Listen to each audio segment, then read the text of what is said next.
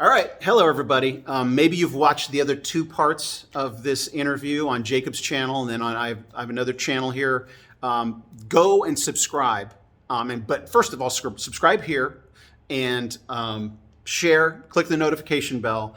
Now, today I want to ask Jacob, because he's got a pretty good grasp of history in just the few conversations I've had with him. And that's what this channel is all about, Tales of Truth. I mean, we've got some pretty reputable scholars that we've already interviewed here. And there's a historical event that is relevant to all of this, and actually is kind of the reason I think Jacob and I are both interested or passionate about educating people about the Armenian genocide. And it's the fact that Armenia lays claim to being the first Christian nation, right? Like historically, there was this historical figure named Jesus who went through these things and like changed the world as a result. Like the people who were around him that he taught went out and started sharing what happened, and people started believing.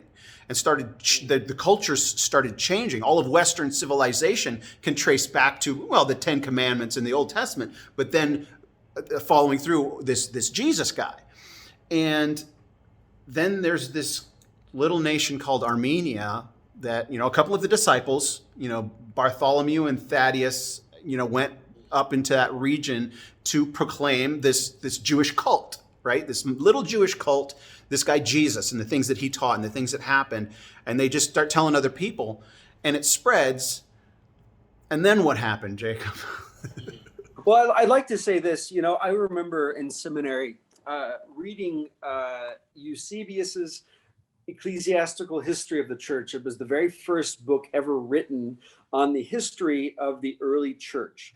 And I remember when I read this, there was a story about it was the only time that there was a recorded actual letter written by Jesus. And this was written by Eusebius around the year 320, 321, if I remember correctly. And what he said was this. He said that Jesus was with his disciples, and a man came with a letter. And it was a letter from the king of Edessa named Abgar. And the letter said that it was written from the king to Jesus directly. And this was later in the ministry of Jesus in his life. And it said this: I've heard that you have had some troubles and persecutions among the Jewish people where you're at. But I want to invite you to my kingdom. And from what I've heard about you, you either are God or the Son of God. Just from the things he heard, he said, would you please, our kingdom is going to open you with welcome arms. You can take refuge here. And by the way, I'm also sick. I have an illness. Could you come and heal me? So Jesus wrote him a letter back and said, I am about my Father's business. And he said, basically, I don't have it memorized perfectly, but he said that I have to complete what my Father has sent me on this earth to do. But after that, I will send one of my disciples to you. Well, we know from history, and again, from this historical record and others, that he sent Thaddeus to Abgar. Thaddeus prayed for Abgar. Abgar was healed miraculously, and the kingdom became a Christian kingdom in the sense. It wasn't a country, our kingdom as we said, but what we know about Abgar is that he had a connection with Armenia, may have even been married to an Armenian woman. And so we see Thaddeus and Bartholomew then going to the regions of Armenia, where we know it's Western Armenia and Eastern Armenia, preaching the gospel. They were martyred for their faith, but they preached the gospel all throughout the lands, and some of them Turkey. I've actually been to the tomb of Bartholomew. It's located near Van, Turkey. It's still there where he's buried. And then we get up in history to Gregory the Illuminator, or the Enlightener, the Krikor Lusavoric. This man is an interesting person because his father was a murderer. His father, Anak, was a Persian king with maybe some Armenian background, but murdered at that time the king of Armenia. And so it was after his father murdered, well, that entire king, how I would describe it, the king's family took revenge on Anak and his family and wiped them out. The only survivor was Krikor Lusavoric. And they sent him to Cappadocia. There was a mission school there at that time, by the way. In Cappadocia, it's the middle part of Turkey, Anatolia. And there was obviously all Christians living in Turkey at that time, was not a Muslim country. And they had a mission school.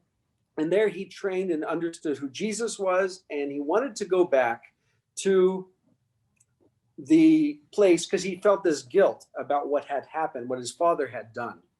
So he goes back and he serves in the military under the Armenian military.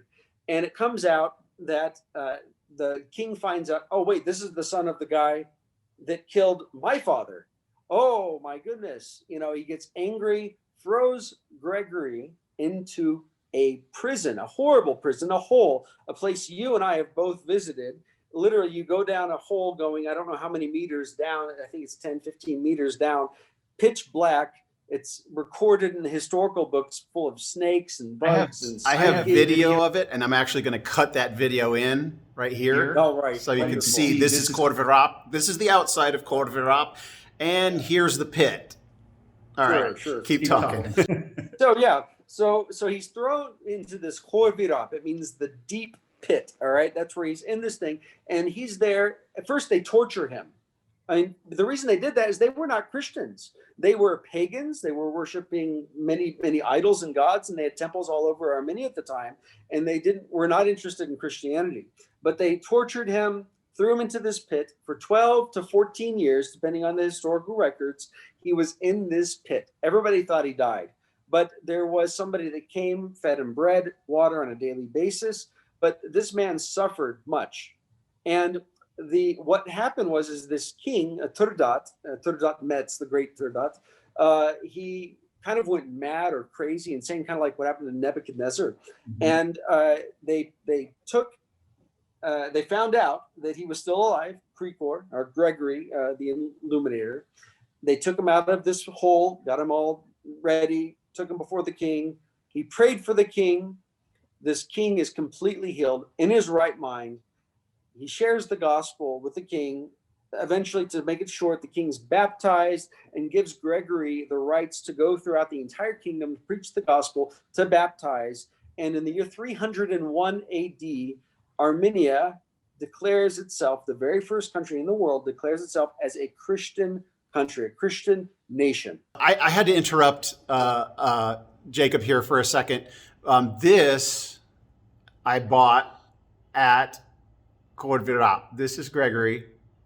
I went down in that pit, and they have a little gift shop there. So you know, it has on the back here in Armenian and I think Russian. I think this is the Lord's Prayer or something on the back. So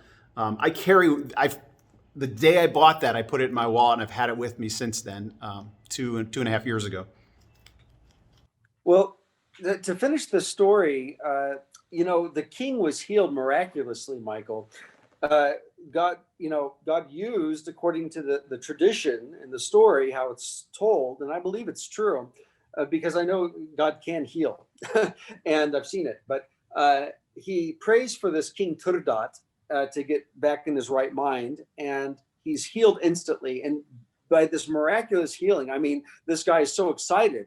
He's like, he commissioned him to now go preach the gospel throughout all of Armenia and baptize. And that's where we've talked about the church in Echmiadzin.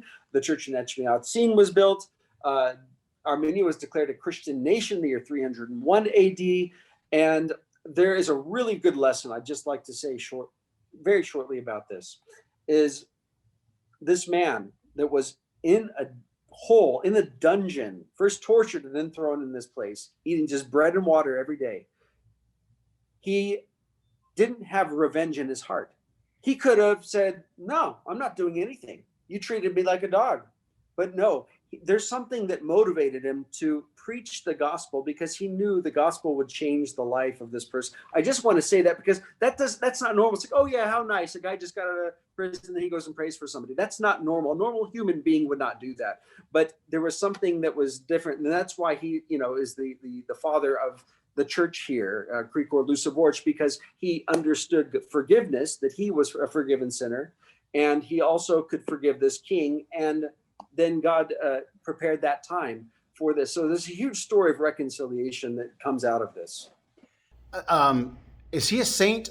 Catholic? I think he was recognized as a Yes, Catholic saint. he is in the Catholic Church. He's recognized in almost, I believe, in all true churches as a saint. And so, as historians, it's like, that I've been dealing with, like, you want corroborating sources. The further back you go in time, the more difficult it is to corroborate events. And it's one of the reasons that, like, people discount a lot of the biblical accounts, whether New Testament or Old Testament. It's like, these are kind of incredible things. There's no way they really happened. It's like they kind of just come to the text with that presupposition.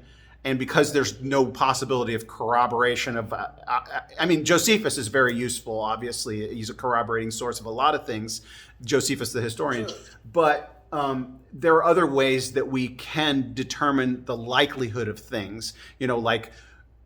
Like Jesus' resurrection is the kind of a sticking point. It's like a sticking point for a lot of people and historians. It's like people don't raise from the dead. But the transformation of those who followed him, right?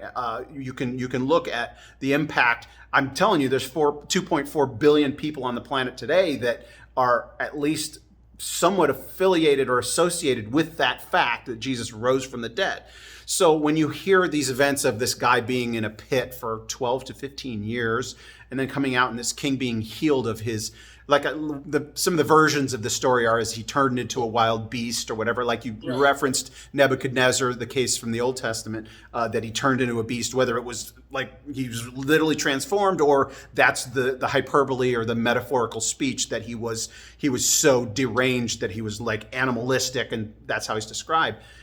But when I reflect on this, it's one of those things like the entire nation was transformed. You go back and you can't argue that this is a turning point. Something incredible happened. And so, the telephone game that we always use, it's like, it's just people, it's this oral tradition. If you keep repeating it, it gets changed. The more people have to repeat the story.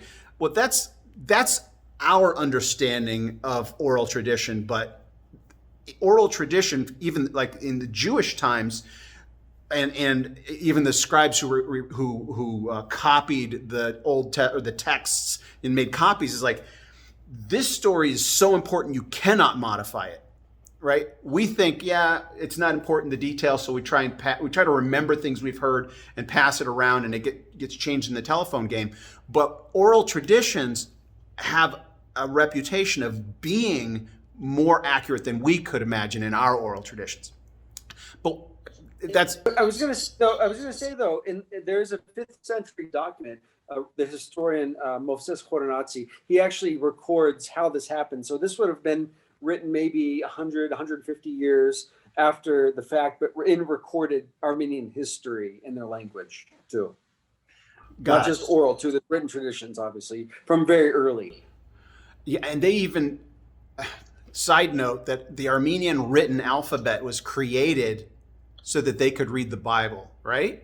Yeah, that's correct. The first written phrases in Armenian are like some verse, in the Bible. And it's like, this culture was transformed by an event. And so I have been in the pit and being in there. We'll close with this. This is all good and interesting stuff, but I want to tease the audience. Come back next time. So subscribe and click the notification bell so you'll be notified when the next conversation between Jacob and I. We've got more of this conversation on the other channels. Go to those channels. But I just want to, being down in that pit, it was tough for me to be down there for 15 minutes. Because there's one ladder in, and like the tourist people just come down, it starts filling up, and it's like, wow, we're stuck down here for 15 minutes. Can you imagine being stuck down there for 15 years and no knowledge that you would ever get out? Like, I knew there was a ladder and I was going to get out eventually, but this is a guy who believes in Jesus, like that's his Lord and his God, and he never lost his faith. Like you said, he wasn't like bitter. It was like, this is my lot for now. He got to spend all of that time alone with his Lord, I would say, right? I mean, that's a guy who what else are you going to do but grow closer to God, right? You're either going to lose your faith or you're going to get closer. Yes. And Or lose your mind. or lose your mind, right? And the result was this becomes the origin story, right? The origin story of an entire nation of Christians, the first Christian nation. So fascinating history that I'm glad, because you actually went into more detail than I've heard, especially about where Gregory the Illuminator came from. Obviously, his name wasn't Gregory the Illuminator at the time, you know, and I don't know when he was dubbed that. It was when he was considered a saint, probably by the Catholic Church, whatever. Anyway, thank you, Jacob. I look forward to our next conversation. Be safe over there, man. Thank you, Mike. Great seeing you. Have a great day. God bless. Bye.